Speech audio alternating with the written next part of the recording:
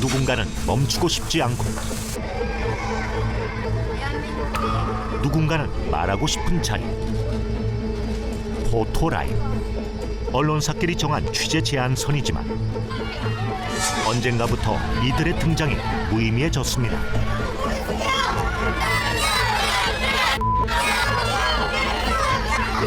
스마트폰과 셀카봉으로 무장한 정치 유튜버들입니다. 차에서 1박 2일 기다리고.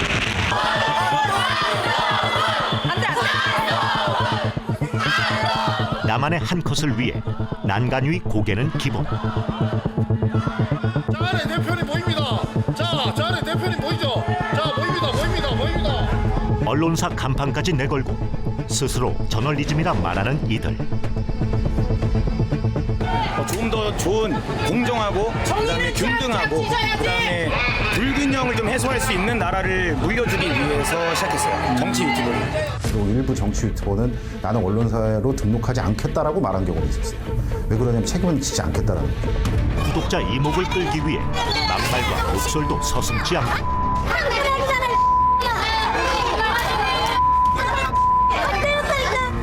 표현의 자유라는 권리 뒤에 숨어 영리를 쫓는 이들까지.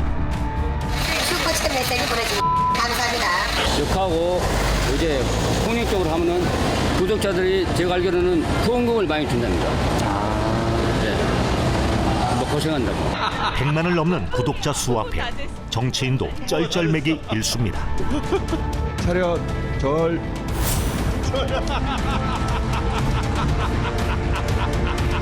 돈벌이를 위해서 민주주의를 위기에 빠뜨리는 21세기의 마약이다. 어느새 돈과 권력이 돼버린 정치 유튜버. 그들은 누구일까?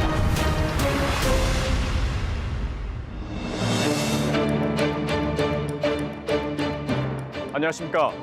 탐사보도 추적자들. 저는 정동건입니다. 국내 만 18세 이상 남녀 2,000명을 상대로 설문조사한 결과 절반 이상이 유튜브를 통해 뉴스를 소비한다고 응답했습니다. 미국, 영국, 일본, 대만 등 주요 47개국 평균보다 20%포인트 높았습니다. 온라인 활동이 활발한 20대를 제외하면 연령대가 높을수록 유튜브 뉴스 의존도가 커졌는데 가장 많이 시청한 주제는 다름 아닌 국내 정치였습니다. 정치 유튜버가 어떻게 국내 뉴스 소비층을 장악하게 된 건지 추적자들이 정치 유튜버 세계를 들여다봤습니다.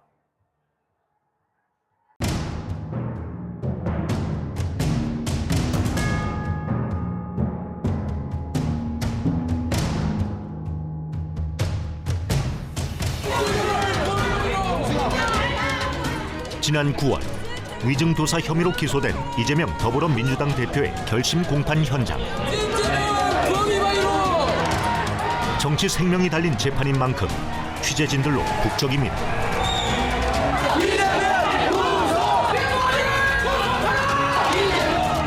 카메라가 아닌 휴대폰을 든 사람들.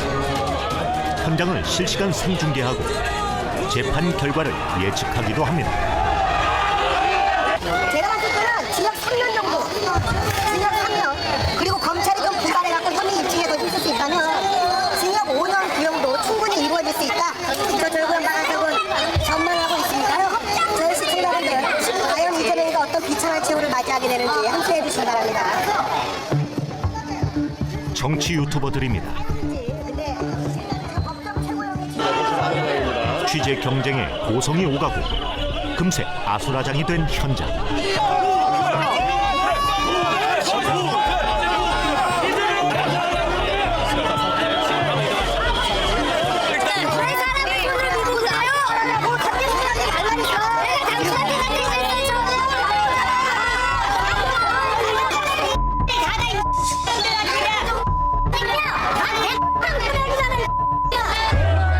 거친 욕설이 오가며 폭력 사태까지 벌어집니다.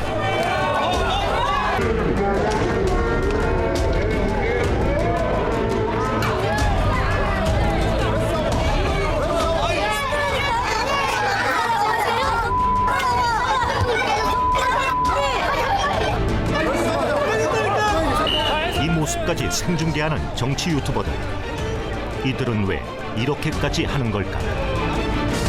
싸움의 당사자였던 유튜버를 만나 어떻게 된 일인지 물었습니다. 봤는데 다른 유튜브하고 아까 그분하고 서로 마찰이 생겨가지고 그걸 제가 채팅을 하는데 그분이 갑자기 핸드폰을 켜는 겁니다. 핸드폰 씌웠구나. 그래가지고 그 삼각대 다 망가지고 핸드폰도 지금 그 동영상도 좀 망가지고. 약 10,000명의 구독자를 보유한 유튜버 위기량 씨. 그는 유튜버들이 자극적인 방송을 할 수밖에 없는 이유를 이렇게 말합니다. 뭐 싸우고 욕하고 이제 폭력적으로 하면은 구독자들이 제가 알기로는 후원금을 많이 준답니다. 네. 뭐 고생한다고. 처음부터 돈을 벌기 위해서 하는 사람 별로 없어요. 네, 처음부터 하다 보니까 이게 막 사람들이 돈을 버니까 신기한 거야. 저 친한 분인데 한 달에 한 1,000만 원씩 벌었어요. 구독자가 생방송을 진행하는 유튜버에게 회당 1,000원에서 50만 원을 후원할 수 있도록 한 슈퍼챗 제도. 이 슈퍼챗 제도가 더 자극적인 방송을 하게 만드는 요인이 된다는 것.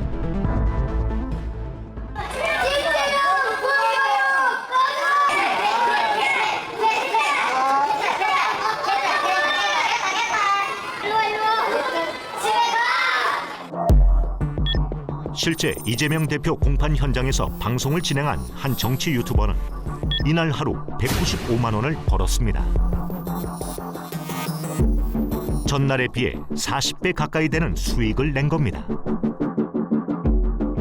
지난해 전 세계에서 슈퍼챗을 많이 받은 유튜브 채널 100위 안에 한국 유튜브 채널만 10개가 포함됐습니다. 이 중 5개가 정치 유튜브 채널이었고 가장 많이 벌어들인 사람은 진보 성향 유튜버 김어준 씨로 지난해 슈퍼챗으로만 5억 원이 넘는 돈을 벌어들였습니다.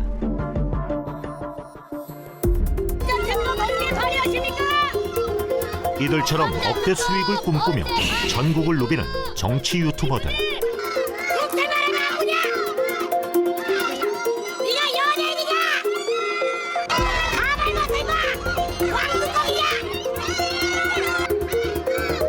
정치 사안과는 관계없는 인신 공격을 하는가 하면 윤석열 탄핵!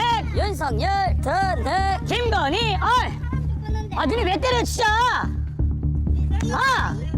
일부러 정치적 지지세가 다른 지역을 찾아 시민들을 자극합니다. 내가 이뻐해줘요? 나 혼자 하고 있잖아요. 너가 떠들어. 야 맞짱 떠. 자 파이트. 맞짱 떠. 맞짱 떠. 걔 돼지네. 걔 돼지니까 윤석열 찍고 지금 이러고 있는 거 아니야. 주변을 둘러봐도 다 걔 돼지인데. 급기야 지나가는 시민에게 막말까지 하며 시비를 거는데 이 역시 유튜브로 실시간 방송됐습니다. 대구 꼴등이야. 대구 사람들 여기는 북한이야? 맞다고 개돼지 만들면서. 개돼지 맞잖아. 그러니까 내가 뭐라고 하든 말든 뭔 상관이냐고. 뭐라고 내가 대구 사람인데 개돼지 아니잖아 내가. 알가 들어와 일로. 나랑 가지 마. 손 대보면 손대지 마. 가지 마. 일로 같이 가면 되잖아. 아니. 이 유튜버가 지난달 거둬들인 수익은 1,500만 원이 넘습니다. 정치인에게 응원의 메시지를 한 번 더 한다던가 혹은 자기가 적대시하는 정치인을 쫓아가고 있었다면 욕을 한마디 더 한다던가 이런 어떤 즉각적인 리액션을 보여주는 이들에게 속 시원함을 느끼니까 자꾸 돈을 조금씩 더 주게 되는 거죠. 이제 유튜버는 선망의 직업군이 됐습니다. 유명 유튜버가 되는 방법을 알려준다는 강좌도 우후죽순 개설되고 있는데 정치 유튜버가 되기 위해 강의를 들으러 오는 중장년층도 적지 않다고 합니다. 8명 중에 1명 정도 되는 것 같아요. 이제 뭐 조회수라든지 아니면 수익이라든지 이런 것들에 이제 관심이 많이 있죠. 그거에 상관없이 정말 그 나라를 생각하면서 울분을 토하면서 그 하시는 분들이 계세요. 이제는 영상 유튜브를 하기 위한 장비 소개부터 제목과 썸네일로 조회수를 늘리는 방법까지 가르칩니다. 컨텐츠 제작할 때 가장 중요한 2가지는 어떻게 하면 클릭하게 할 것인가, 또 어떻게 하면 오래 보게 할 것인가를 고민하셔야 됩니다. 최근엔 정치 유튜버를 지망하는 수강생들이 늘면서 구독자 수가 10만 명이 넘는 제자도 나왔다는데 일타 정치 유튜버가 되기 위한 성공 비결도 있을까? 극으로 갈수록 되게 돈이 많이 몰리더라고요. 그래서 내 마음에 공감되는 거, 그리고 내 생각과 같은 사이다 같은 발언들을 할 때 돈이 많이 쌓이더라고요. 그래서 많은 분들이 영상 편집이 되게 허접하고 조회수가 낮아도 영상 안에 어떤 계좌번호라든지 어떤 슈퍼챗이라든지 이것을 많이 싸주더라고요. 우리는 16만 명의 구독자를 보유한 정치 유튜버 A씨를 동행 취재해 보기로 했습니다. 네, 안녕하세요. 예. 저 그 TV조선에서 어제 연락드리고. 네네네네. 아, 안녕하세요. 진짜요? 아유, 네, 안녕하십니까. 네. 예. 괜찮으실까요? 네네. 아, 예. 저희가 할 거 해야 되는데. 지금. 예, 아니, 따라다니겠습니다. 예. 예. 우리 아버님. 감사합니다. 아이, 감사합니다. 예. 감사합니다. 감사합니다. 어제 그거 같은데요? 탐사보도? 아, 그런데 채팅창 분위기가 영 좋지 않습니다.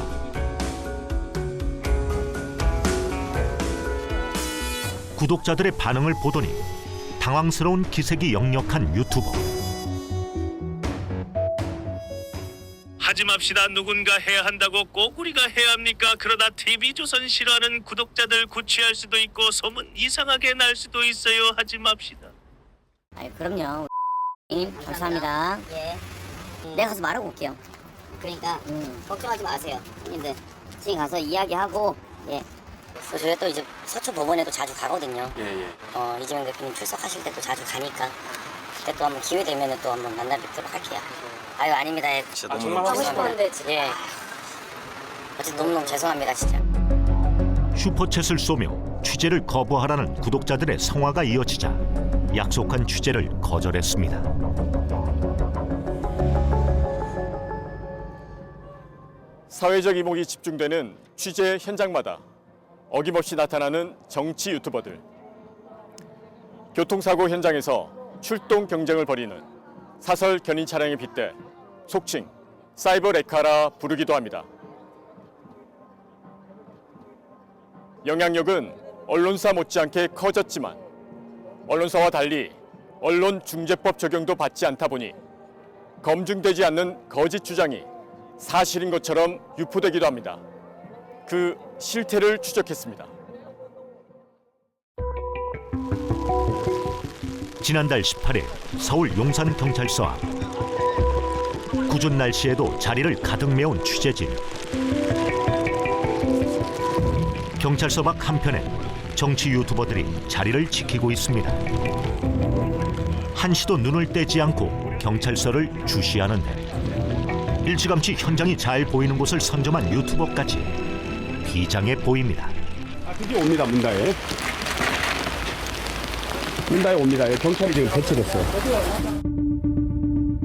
이들이 기다리는 사람은 음주운전 혐의로 입건돼 경찰에 출석하는 문재인 전 대통령의 딸 문다혜 씨입니다. 이날만을 기다리며 경찰서 앞에서 잠복까지 했다는데 며칠 기다리셨는데. 4일 1박 2일 기다리고 문다혜를 깜빡하고 이신동입니다. 자, 도착했습니다. 문다혜 도착했습니다. 문씨가 도착하자 생중계를 시작합니다. 술다혜를 즉각 구조하라!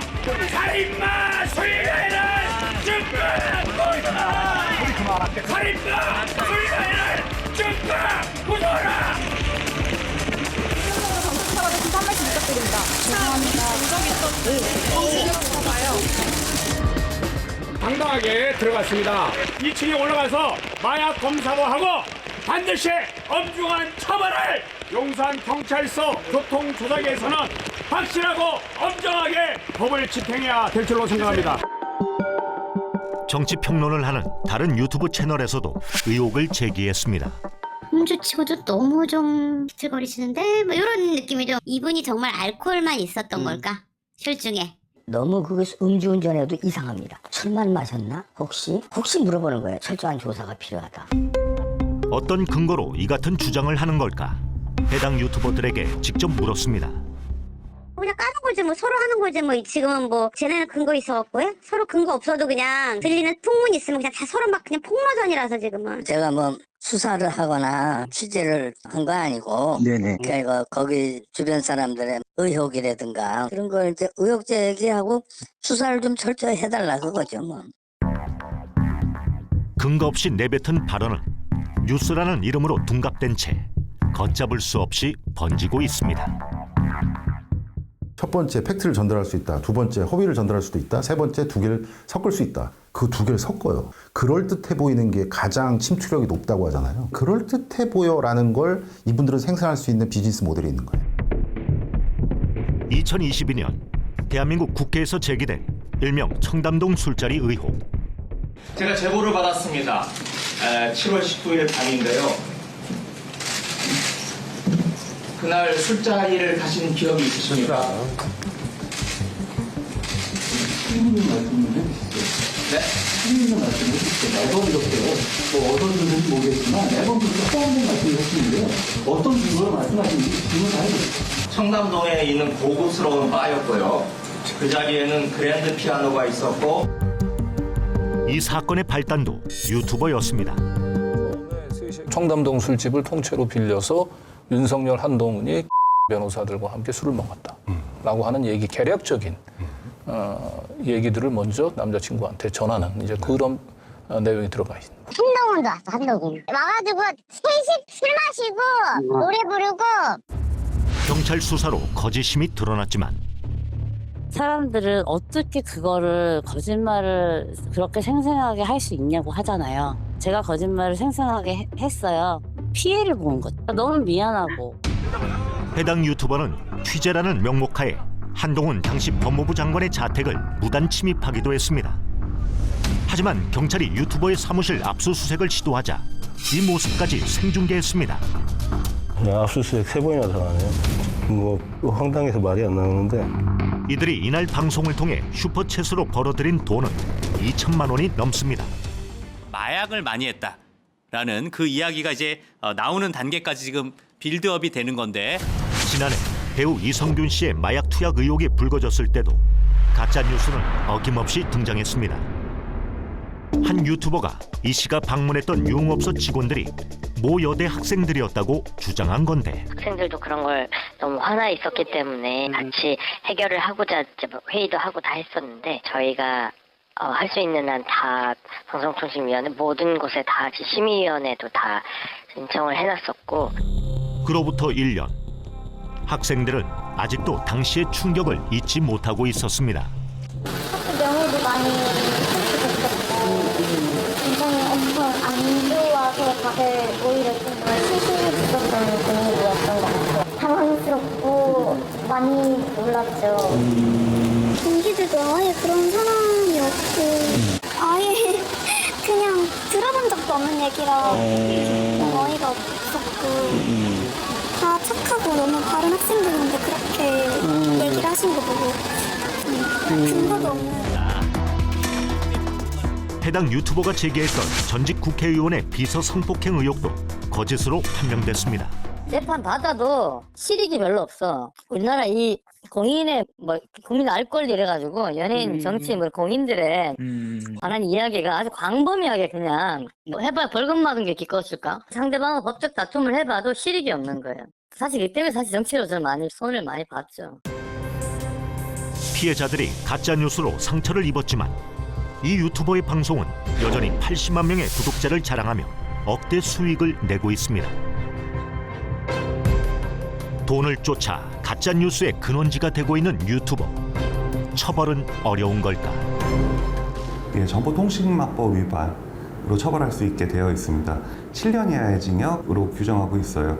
실제로 경찰에 허위사실 명예훼손으로 고소장을 접수하면 실제로 처벌되기까지 한 2년에서 3년 가까운 시간이 걸리고요. 실제로 처벌되는 것은 85%가 벌금으로 끝날 정도로 처벌이 굉장히 약합니다. 유튜버들은 벌금보다 높은 수익의 유혹을 놓지 못한다고 말합니다. 개인적인 신상에도 여러 가지 처벌도 받고 사법 처리도 많이 받습니다. 그럼에도 불구하고 그렇게까지 하면 왜 그렇게 하겠습니까? 위험이 있지만 또 그만큼 보상이 따르니까 그렇지 않겠어요?